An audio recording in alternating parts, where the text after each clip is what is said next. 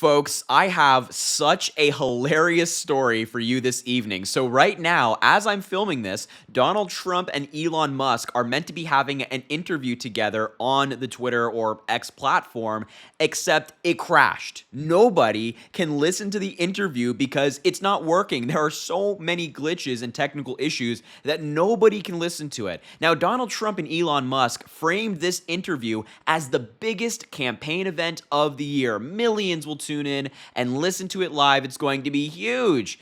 And it crashed. Already, from the beginning, it's a complete disaster. So, as you can see on your screen right now, this is the notification that Donald Trump put out on Twitter. It says Donald J. Trump Space. Now, a Twitter Space is essentially like a live stream. You have a bunch of users joining this kind of one group, and you can talk, you can debate, you can share news and things like that. It's essentially like a live stream. You kind of get the idea. It's like watching the news, for example, with multiple different anchors, but on Twitter.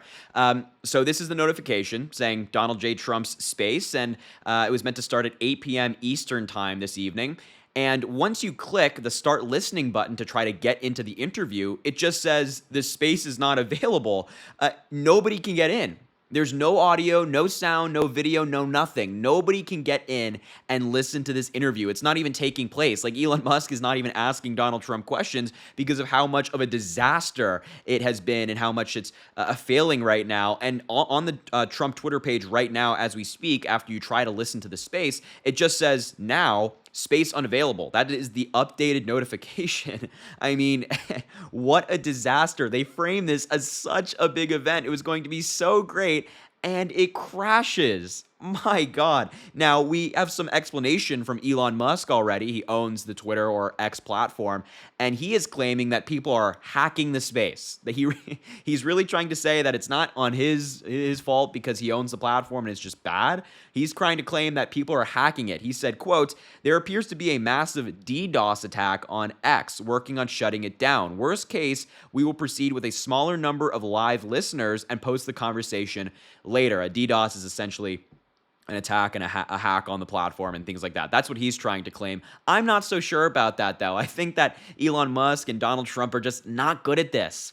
They're not good at having interviews or using a platform and things like that. I just don't think that they're very skilled. And I think the takeaway here is that we probably shouldn't allow somebody to have access to nuclear weapons and control the military and be the most powerful person in the world if they can't even figure out a live stream. Now, of course, MAGA has already come out of the woods and they're trying to come up with any explanation as to why it's happening. So Bill Ackman, who is one of Donald Trump's biggest supporters, has donated a bunch of money to him, is claiming, quote, "It's the evil empire shutting down free speech once again." That's the claim that Bill Ackman and MAGA is trying to run with, that people are trying to shut Donald Trump down, that they're trying to suppress his free speech and close the campaign event because they just hate him so much, and that is utter nonsense. Now, I just think that this is a perfect representation of the Trump campaign the past couple of weeks. I mean, they are spiraling. They can't get anything right. They can't even have an interview correctly and have it go smoothly. They can't do anything. They're spiraling. They're in a disaster mode right now. They're panicking. So Donald Trump is now running to Twitter to do interviews, and those are not even working.